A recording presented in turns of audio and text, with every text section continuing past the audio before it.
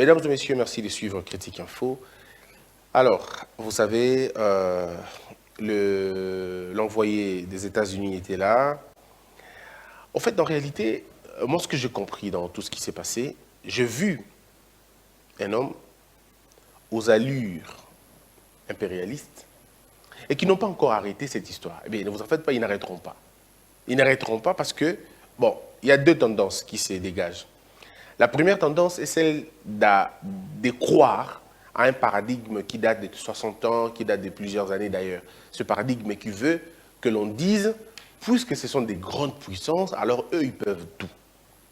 Alors, ce paradigme-là trouve son ancrage dans le rapport des forces. Et il y en a qui peuvent développer ça, en disant non, c'est le rapport de force, vous voyez, les États-Unis, c'est une grande puissance, on n'y peut rien, et ainsi de suite.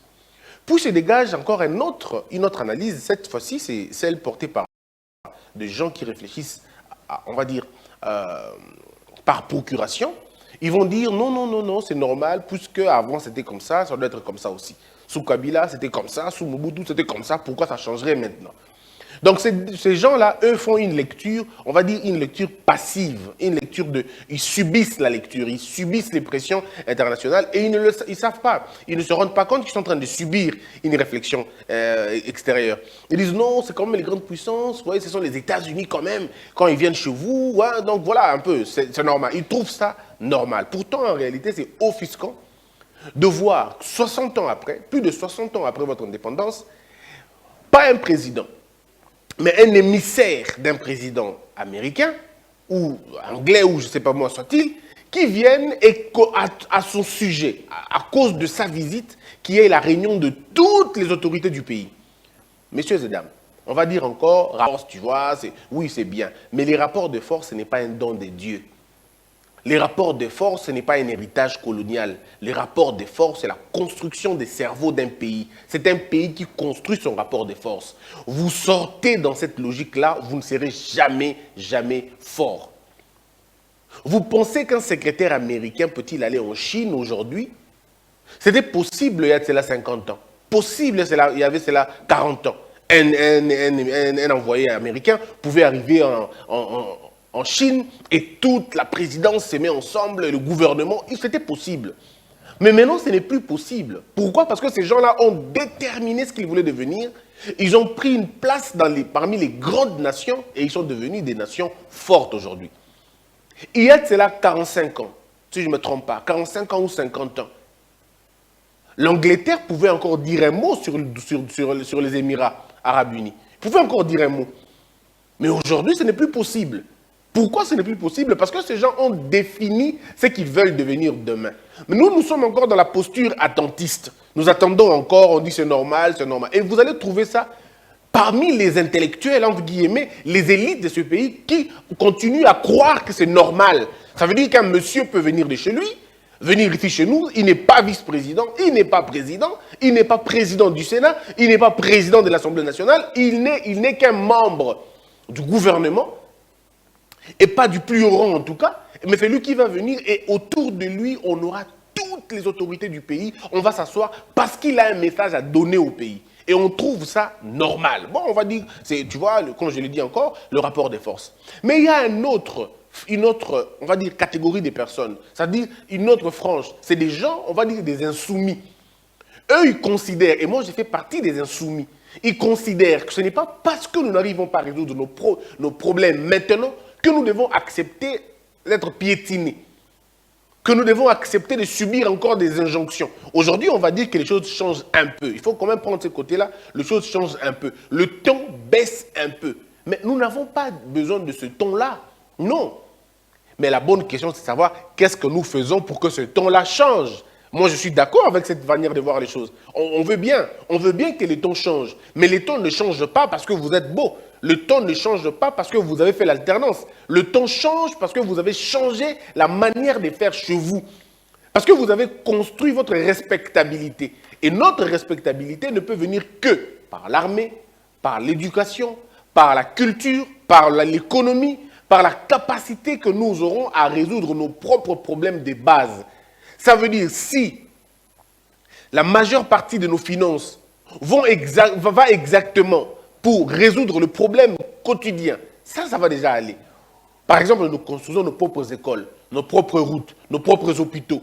Voyez-vous, nous réhabilitons nos propres marchés, on réhabilite nos propres prisons, nous organisons notre propre appareil judiciaire. En ce moment-là, les autres prennent ça comme un message de grandeur. Ils disent, ce peuple commence à se réorganiser. Mais si nous attendons que les papiers duplicataires viennent de la Banque mondiale, que les machines que nos juges devraient utiliser viennent de, je ne sais pas moi, d'un organisme des Nations Unies, si nos écoles doivent encore être soutenues par l'UNESCO, si nous continuons encore à croire que nos routes doivent être un don du Japon, un don de la Chine, eh bien on n'a pas compris en fait.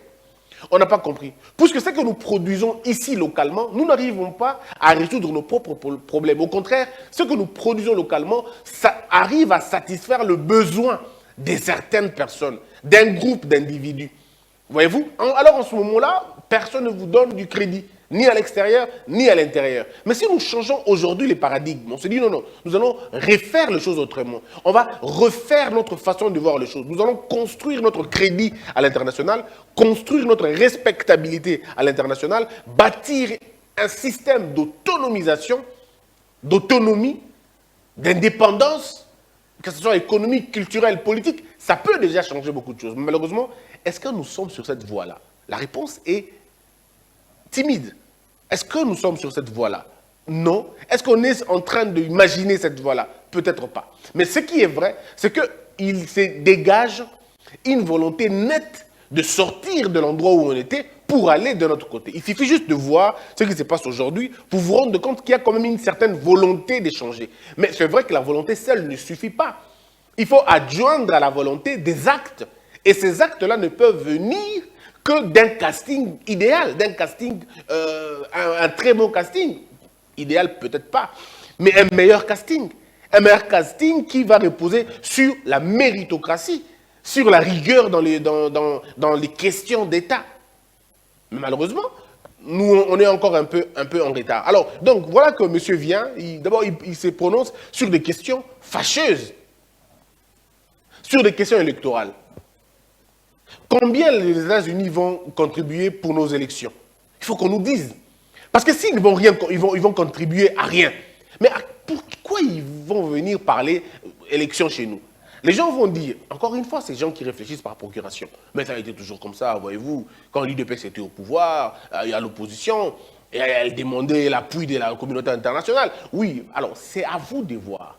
Si vous allez continuer à réfléchir comme ça, ben, on aura ce qu'on est maintenant. Mais si vous voulez qu'on réfléchisse comme dans des États sérieux, comme dans des États normaux, comme le dit le prof Bakandeja, dans un pays des hommes normaux, pas comme dans un parc animalier, mais dans un État normal, ça veut dire les questions comme les questions électorales sont des questions hautement sensibles, hautement souveraines, et on ne peut pas les laisser entre les mains des États-Unis, soit-ils grande puissance, ou soit-elle grande puissance. J'estime humblement que M. Denis Kadima n'a rien à dire à M. si c'est Blinky, je ne sais pas moi. Il n'a aucune injonction à recevoir de l'Amérique. Mais le dire comme ça, on dit, mais, oh, mais là, tu vas trop loin. Mais je ne vais pas loin, justement. Ce sont les carcans que vous avez dans votre esprit qui vous empêchent d'aller au-delà de ça. C'est que l'Amérique, c'est que la Chine, les États-Unis sont en train de faire ici. Ils ne le feront jamais en Chine, ils ne le feront peut-être jamais au Botswana, ils ne le feront jamais ailleurs. Pourquoi ils ne le feront pas? Ils ne le feront pas parce que ces pays-là ne permettront pas que ces choses-là se passent comme ça. Mais nous, nous permettrons que ces choses se passent parce que nous sommes encore en train de croire que la véritable légitimité, la véritable manière, l'acceptation ou la validation d'un pouvoir congolais doit venir de l'étranger. Et si nous continuons à croire comme ça, on aura perdu. Que ce soit la Russie, que ce soit les États-Unis, que ce soit la Chine, si nous reposons la légitimité d'un pouvoir africain entre les mains de ces gens-là, ben c'est compliqué. On ne s'en sortira jamais. Jamais, jamais. Le monsieur va encore se prononcer sur la question de Kaboun, de M. Kaboun. Voilà ce qu'il dit, ce qui est vraiment grave. Il dit, on a envoyé nos hommes, nos agents, pour essayer d'avoir un peu plus d'effets. Mais pour faire quoi avec ces faits? C'est ce que moi je ne comprends pas. Pour faire quoi avec ce fait? Est-ce que l'on peut nous dire aujourd'hui combien de terroristes, combien des personnes, des Russes ou je ne sais pas moi, des gens qui ne partagent pas l'opinion américaine sont en prison aux États-Unis? Pourquoi on veut faire l'échange entre la dame, la basketteuse qui se trouve aujourd'hui en Russie et un prisonnier russe envoyé là-bas aux États-Unis? Mais qui est celui qui va demander la situation pénitentiaire de telle ou de telle autre personne? Non, à un moment donné, il faudrait qu'on arrive à comprendre combien de prisonniers politiques, si vous voulez savoir, politiques sont arrêtés en Chine. Est-ce que vous avez déjà entendu l'Amérique parler de ça? Est-ce qu'on veut voir un peu comment ça se passe là-bas? Bien évidemment, je ne fais pas de comparaison entre nous et la Chine. Et pourquoi je ne les ferai pas? On est tous des pays, on est tous des humains. Si eux ont réussi à faire ce qu'ils ont fait, donc ce n'est pas impossible pour nous de le faire. Nous n'avons qu'à suivre le même schéma. Et le schéma, c'était la concentration, c'était le travail, c'était de l'abnégation, c'était le sérieux, c'était le travail. C'était ça qu'ils ont mis en place pour être ce qu'ils sont aujourd'hui. Alors si nous suivons la même voie, on sera aussi ce que nous voulons devenir. Mais si nous continuons à faire le contraire de ce que les autres font pour avancer, on n'avancera jamais. Si vous voulez avoir la réponse de 1 plus 1, si vous voulez que ça soit 2, faites 1 plus 1. Mais vous ne pouvez pas faire 3 plus 3 et vous attendre à 2. Non. Si vous voulez 2, vous devez faire 1 plus 1. Si vous voulez 2, vous devez faire 3 moins 1, quelque chose comme ça. Et c'est comme ça, ça vous donne 2. Mais vous ne pouvez pas fausser fausser la disposition de choses et avoir le résultat escompté. Ce n'est pas possible. Si vous faussez la réflexion, ben vous fausserez le résultat. Et nous sommes en train de continuer à fausser la réflexion. On fausse la réflexion et nous nous attendons à des bons résultats. Nous sommes encore en train d'attendre que les autres nous disent ce qu'ils veulent dire. Ce n'est pas possible.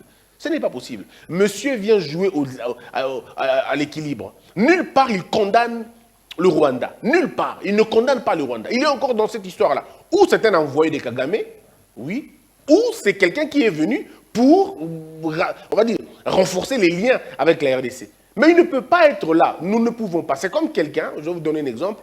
Vous êtes deux, et vous avez perdu votre femme, vos enfants, à cause de la méchanceté de votre voisin, et maintenant qu'il y a un intermédiaire qui vient et qui commence par vous en vous disant non, vous voyez, vous devez comprendre l'autre, il a eu certainement ses raisons, s'il a fait ça, c'est parce que, vous voyez, vous aussi, à un moment donné, vous êtes levé dans votre clôture en train de crier sur lui, il n'a pas aimé, voilà pourquoi il a agi comme ça, donc on va fumer les calumets de la paix, ainsi de suite. Non, mais vous le chassez tout de suite de votre maison, vous dites, mais monsieur, vous êtes malade, moi j'ai perdu des gens, que lui me dise qu'il a perdu. Alors, on est en face de cette situation-là. Mais il n'y a que peu de personnes qui vont comprendre cette logique. Peu de personnes seulement. Les autres vont rester dans cette histoire. Ouais, il est arrivé au Congo, il a fait ceci. Et j'ai même entendu les gens dire, Aïe, Congo, élection, élection ou pas. Mais qui est-il pour vous dire ce que vous devez faire? Vous êtes un État souverain. Assumez votre souveraineté. Construisez votre souveraineté. Et affirmez-la, défendez-la. C'est tout simplement ça. Qu'est-ce que l'Amérique? Vous avez déjà vu un pays développé par l'Amérique? Citez-moi un seul pays que vous connaissez qui a été protégé par l'Amérique. Un seul que vous connaissez. Savez-vous qu'il y a une étude qui a prouvé que plusieurs présidents américains ne connaissaient pas tous les pays africains? Ils ne le connaissaient même pas. Mais ils prétendent avoir des experts en Afrique. Mais il y a des présidents africains à qui on a montré des pays sur la carte, ils ne connaissent pas. Alors pourquoi nous, Africains, on va continuer quand un président africain reçoit un président européen, vous voyez comment ça se passe.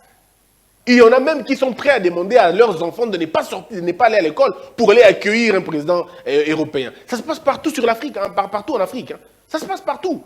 On veut recevoir un Français, on veut recevoir un Anglais, c'est toute la communauté qui est mobilisée, c'est tout le gouvernement qui est mobilisé, on doit aller l'accueillir là-bas parce que c'est lui. Mais quand nous effectuons les déplacements, nous allons ailleurs. Quand nos présidents vont dans ces pays-là, on ne les respecte pas. À la limite, ils sont reçus par d'autres personnes. Ou si on les reçoit par le président. Mais c'est vraiment pas un truc genre, voilà. Et puis, généralement, il n'y a pas de suite. Le jour où nous allons comprendre que c'est eux qui ont besoin de nous, c'est eux qui ont besoin de nos matières premières, c'est eux qui ont besoin de nos richesses, le jour où on va combiner ces choses, on va comprendre ces choses-là, vous allez voir que la donne va changer. Comment un monsieur peut venir au Congo, vous dire ce que vous devez faire? Ils l'ont fait avec Kabila. Ils l'ont fait avec Mobutu. Ils le font avec Kabila le père. Ils l'ont fait avec Kabila Joseph. Ils veulent continuer à le faire avec Félix Tshisekedi. Vous savez pourquoi? Parce que les lignes n'ont pas changé. La gouvernance puérile n'a pas changé. Cette mentalité-là de croire que les autres doivent tout nous dire, ça n'a pas changé. On a la même manière, on a gardé la même ligne. Et ça, c'est ce qui est décevant. On a la même ligne. Mobutu dépend de l'Amérique. On dit que c'est le meilleur élève de l'Amérique. Et il se contente de cette position-là. Kabila le père arrive. Il dit non, moi je ne traiterai peut-être pas avec eux directement, on va faire les intermédiaires. Avec une politique opaque, ça nous a amené là où ça nous a amené. Joseph Kabila arrive au début, il est pro-belge, et puis après à un moment donné, il va se tourner, il deviendra pro-Orient, puis après il va tourner, il deviendra pro-Asie, et puis après, il va se réveiller, il va dire je ne vais pas être pour l'Amérique, mais tu n'es pas pour l'Amérique, mais tu es pour la Chine et les autres. Et après la Chine ne sait pas te protéger, on se retrouve dans la rue. Tshisekedi arrive, il dit non, bon, on va refaire les choses, on va ouvrir la politique, on va ouvrir la diplomatie, on va s'ouvrir dans le monde. Moi, je vais bien la politique de s'ouvrir dans le monde. Oui, mais qu'est-ce que nous avons en revanche? C'est ça. S'ouvrir, c'est bien. Moi, je suis bien d'accord avec ça et je conseille au chef de l'État de continuer la procédure de l'ouverture. Mais quand vous vous ouvrez, vous devez avoir quelque chose que vous allez donner aux gens. Oui, nous ouvrons, mais nous avons quoi? Nous nous ouvrons à eux, mais qu'est-ce que nous nous proposons? Sur le marché de la discussion internationale, quel est notre mot? Qu'est-ce que nous apportons? Qu'est-ce que nous apportons sur la table des négociations? Puisque, mesdames et messieurs, autour d'une table, si vous ne voyez pas un pigeon, c'est que c'est vous les pigeons. Dans une table de négociation, il y a toujours un qui perd. Il n'y a jamais de win-win, c'est une illusion. Il y a toujours un qui perd plus que les autres. Alors, si vous ne voyez pas que c'est lui qui perd, c'est que c'est vous qui êtes en train de perdre. Regardez ce qui se passe au Congo maintenant. Le Rwanda est un agresseur. Tout le monde sait que c'est un agresseur. Mais voilà, que nous, on nous place encore un peu comme dans une, dans une situation où nous devons tout subir. Mais regardez, moi je veux bien comprendre ça. Je dis qu'on est en train d'évoluer. Hein, il ne faut pas que les gens confondent. Je dis qu'on est en train d'évoluer. Les choses évoluent. Mais ça évolue lentement. Ça évolue lentement. Pourquoi? Parce qu'il y a des paradigmes, on va dire, fondamentaux qui n'ont pas encore changé. Et ce paradigme fondamental se fonde sur la perception que nous avons de nous-mêmes et la perception que nous avons des autres. Nous estimons profondément, au fond de nous, que nos problèmes seront résolus par l'étranger. Si vous posez la question à 25 Congolais, 100 Congolais, ils vont vous le dire que non, il faut que l'Amérique arrête de soutenir le Rwanda. Vous voyez un peu la logique? Il faut que l'Amérique arrête de soutenir le Rwanda. Mais vous n'allez pas imposer à l'Amérique de soutenir le Rwanda. Tout ce que vous avez à faire, c'est d'empêcher que le soutien de l'Amérique vous soit imposé. Point. Et pour le faire, il faut du temps. Et le temps qu'on le prend, le temps, ce n'est pas lundi, mardi, mercredi, jeudi, non. Le temps, c'est dans la résolution du travail. Comment nous concevons notre travail? Par où nous commençons? Nous avions dans ce pays des projets de fabrication d'armes. Que ce soit artisanal ou moderne, on l'avait dans ce pays. Les projets existent. Mais pourquoi on ne les fait pas? Vous savez pourquoi on ne les fait pas? On ne les fait pas parce qu'on a peur de l'extérieur. Si on ose, voilà, l'Amérique va nous tourner le dos. Si on ose, et puis l'Amérique joue avec ces jeux-là. Voyez-vous, si vous faites autrement, il bouge un peu Fayoulou, il bouge un peu de l'autre côté Kabila, il bouge Katumbi, et là le pouvoir tremble. Il dit, on risque de perdre le pouvoir, arrêtons un peu ces projets. Entre-temps, ils sont en train d'avancer.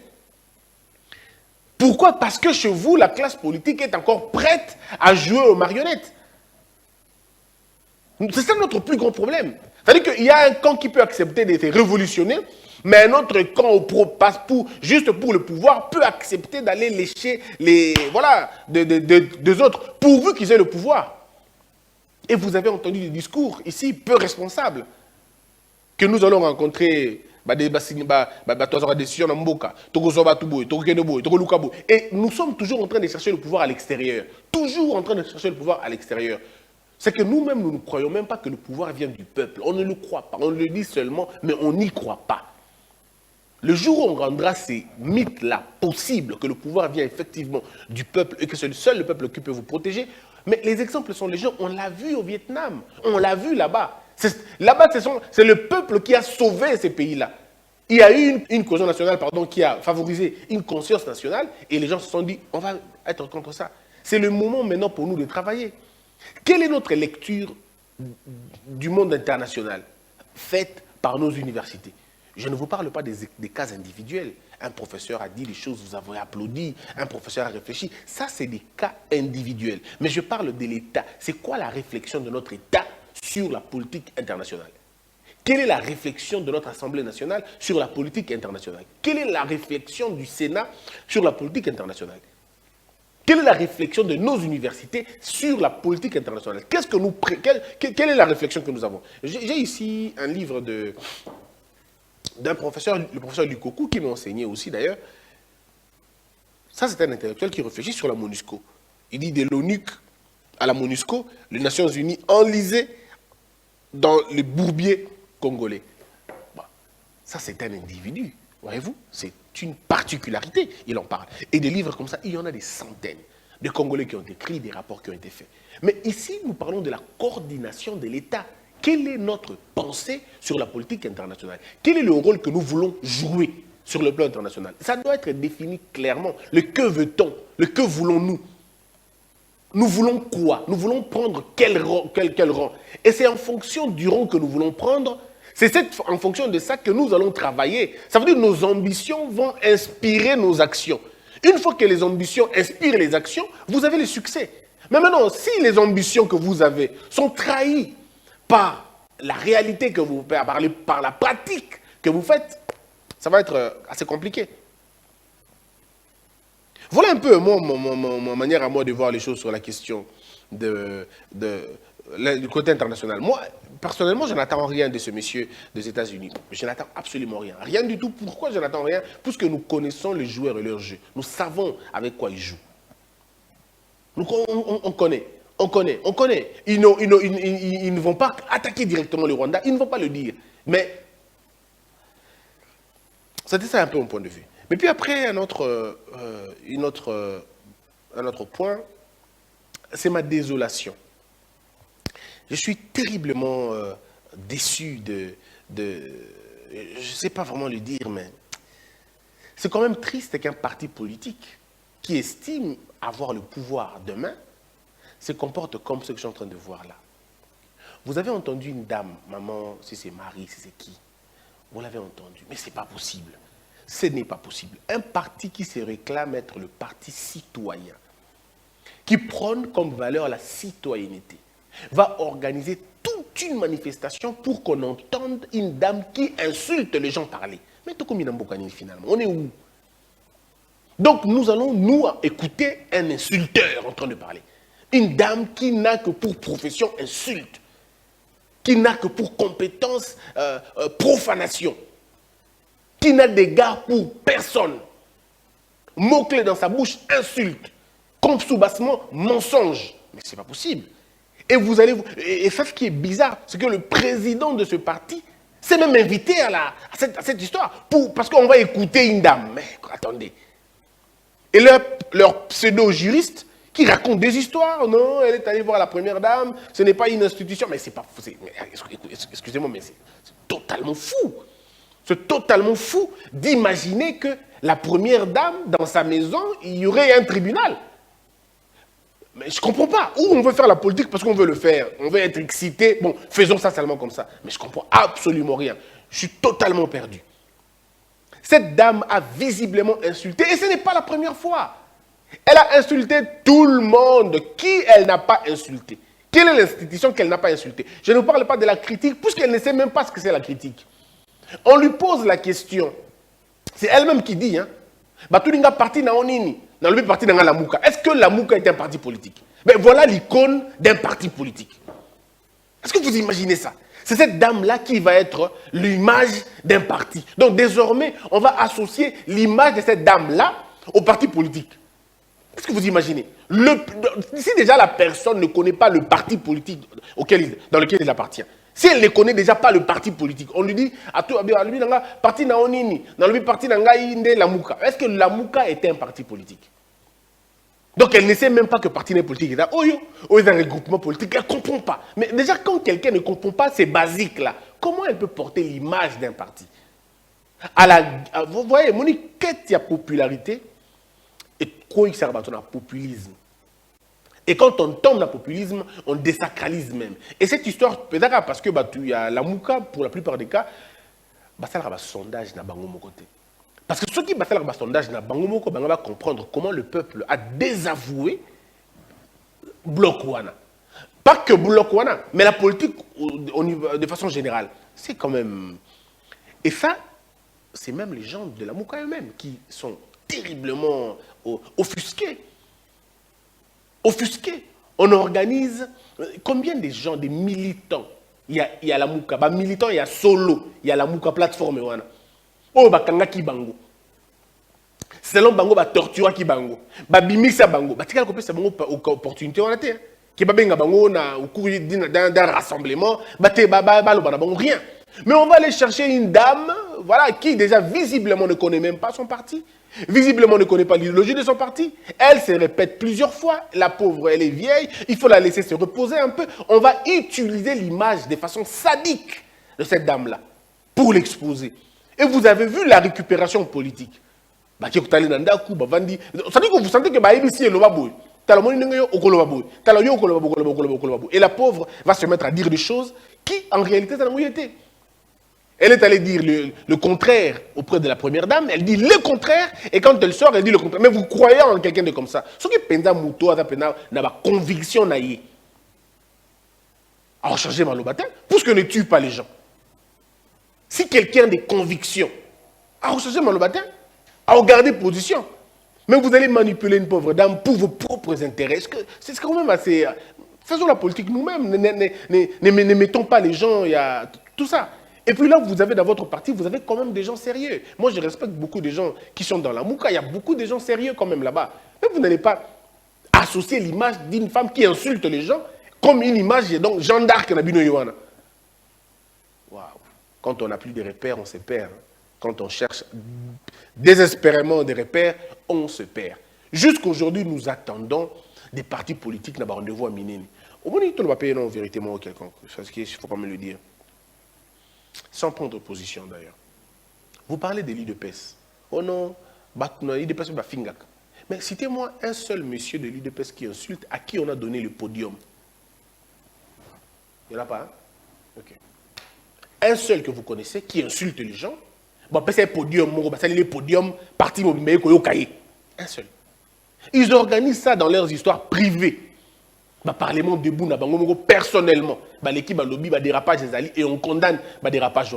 Mais à sortir de là, pour aller donner de la lumière, pour aller appeler la presse, pour appeler le parti tout entier, pour venir entendre quelqu'un qui insulte, waouh, je ne comprends pas. Personnellement, moi, ce côté-là me dépasse un peu. C'est pourquoi nous disons qu'il est temps. Il est temps pour qu'il y ait une certaine renaissance. Jeune, il y a la Mouka et Mibali. Jeune, il y a la Mouka et Bassi. Leadership pour conduire Bino, il y a leadership à Mabé. Il y a leadership à populisme et au foot à Bino côté. Prenez-vous en charge. Créez des courants politiques au sein de vos partis politiques. Créez des courants politiques distincts. Vous pouvez rester dans la logique de la Mouka, mais n'acceptez pas des bêtises comme ça. Il ne faut pas accepter ça parce que ça vous tâche. Par exemple, c'est difficile de image, il y a la Mouka na maman. Non, c'est la commission qui na la Mouka na maman na baramoko. Et quand je la vois en train d'insulter. Je la vois en train d'insulter. C'est ça le problème, au fait. Les gens vont dire ce qu'ils veulent dire. Insulter, mais insulter et en faire une économie compliquée. Et vous allez voir des gens, ah, yo pour fingaka, na fingaka nini, tout naï. Ah, olobango, tu le bien retourner, et qui wapi, et qui na chaîne nini. Aux la vidéo, et aux alatés. Pourtant, tout est sur Internet aujourd'hui. Et aux alatés. Ils auront du mal à sortir ce que j'ai dit, tout simplement parce qu'ils savent que ça n'existe pas. Mais comme on doit faire, hein, il faut combo Simba. Ça, là, ils vont aller raconter des choses. Mais moi, je vous dis tout simplement, mesdames et messieurs, dans un état sérieux, l'insulte doit être bannie. Les injures doivent être bannies. Et les impolis n'ont pas de place dans une société normale. Essayons un peu de relever les débats. C'est comme l'école des partis Kendawapi. À l'époque, je me rappelle, c'est pourquoi il faut qu'on ait un parti politique sérieux dans ce pays. Les écoles de partis Kendawapi. Donc il n'y a plus de discipline dans le parti. Les gens font ce qu'ils veulent. Tous les partis politiques au Congo, les gens font ce qu'ils veulent. Et les gens copient dans le mal. Donc ça dit que nous avons maintenant des partis politiques, mais après, en bas, on a vraiment la racaille. La racaille, ça dit batoyo. Oyo, batangate, banapena maele mingi te, bango mosana na bango be kofinga. Oh, biso à l'époque, dakande ki bato bano kofinga barande bana mike, tout ça bilongo matinate. Mais oyo komina ya ba mama, komina ya ba papa, bambula muso za bambula finga rasute. Po talika mbula bi, ngana kofinga sute. Il y a des choses qu'on ne fait pas parce qu'on nous a interdit. Non, on ne le fait pas par bon sens. On se dit ça, je ne peux pas le faire. Oh, Yonanga est de Kokanité. Et Sidé avait besoin. Voyez-vous, la Mouka a besoin. Les autres partis ont besoin de faire quoi exactement? De construire leur leadership sur le plan international. Au lieu de perdre le temps avec Maman Mimi, ceux qui Maman Marie, ceux qui Maman Nanyuana, c'est le moment d'aller par exemple à Boutembo. C'est par exemple aller à Mbandaka, c'est aller à Boudjala, c'est aller à la conquête des électeurs maintenant. De mobiliser le parti, de redynamiser le parti. C'est en ce moment que ça se joue. Mais vous êtes encore dans le désordre. Ah, Maman Marie, et vous organisez des plateaux de télévision pour... Ouf. Vous voyez que moi j'ai du mal même à en faire toute une émission. J'ai du mal à en faire. Je parle 2, 3, 5 minutes, c'est bon, on passe. Mais je ne peux pas rester là pour un... Non, attendez. On a terminé cette émission. Pour me résumer, c'est juste de vous dire, en tant que pays, essayons d'être sérieux avec nous-mêmes. N'oublions pas, ce livre que je vous dédie est un livre très important. C'est gros, mais c'est important. L'Empire qui ne veut pas mourir. C'est le même principe, si vous voyez ce que je veux dire. Si vous lisez ça, vous comprendrez beaucoup de choses. Et puis, il y a aussi ça, bon, mon livre, il est vieux quand même, hein, il est devenu assez vieux. C'est les rapports secrets de la sûreté congolaise. Bon, il y a plusieurs tomes. Mais si vous lisez ça, ça va être très intéressant. Vous allez au moins comprendre comment les choses se passent, par-ci, par-là, et ainsi de suite.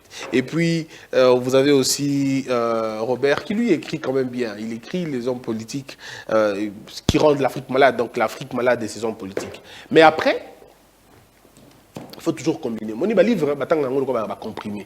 Il faut sans ça, paracétamol, antibiotique et faire la formule mot. C'est comme ça. Il faut, quand on lit un seul livre, ça va être très compliqué. Il faut lire 2, 3, 4 livres. Ça vous donne des idées. Vous les croisez et vous devenez assez fort. En lisant ça, vous allez comprendre des exemples. Beaucoup d'exemples. Togo, Tchad, tout ça, vous comprendrez. Et l'Empire qui ne veut pas mourir, vous allez comprendre comment ça se passe de Ouagadougou à Libreville. Vous comprendrez plein de trucs, comment ça se passe là-bas. Et surtout dans les concerts des grandes nations, vous comprendrez. Et puis je vous conseille de lire ça. C'est parmi mes grands livres que je lis toujours, Al Gore, Le Futur. Au moins des gens qui réfléchissent sur le futur, 50 ans plus tard, 100 ans plus tard. Et pour lui, pour Al Gore, ce livre, si vous lisez ce livre, si vous êtes informaticien, vous comprenez tout de suite. Il a beaucoup plus d'exemples de l'informatique, parce que pour lui, le monde est un ordinateur. Et pour lui, il parle de 6 logiciels pour le changement. Il dit pour lui, 6 logiciels suffisent pour changer le monde. Et parmi ces logiciels, il dit exactement ce que j'ai toujours dit, l'éducation. L'éducation d'abord, c'est le premier élément fondamental, c'est la clé pour changer les choses. C'est à vous de voir, messieurs et dames. Donc voilà un peu, je voudrais juste partager ça, mais je note aussi qu'il y a de très grandes avancées, au moins diplomatiques. Ça évolue, mais il faudrait qu'on ait encore qu'on avance un peu plus loin. Voilà un peu ce qu'on aurait voulu dire avec tout le monde. Donc, messieurs et dames, on reste ensemble. Moi, je vous aime beaucoup, vous le savez. Mon soutien, il est total à nos forces armées de la République. Mon soutien est indéfectible au président de la République. Mon soutien est indéfectible à tous ceux qui pensent que le Congo va changer le paradigme.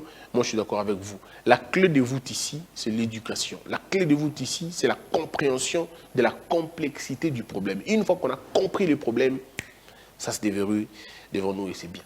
Que la peur quitte nos esprits et que Dieu bénisse les RDC.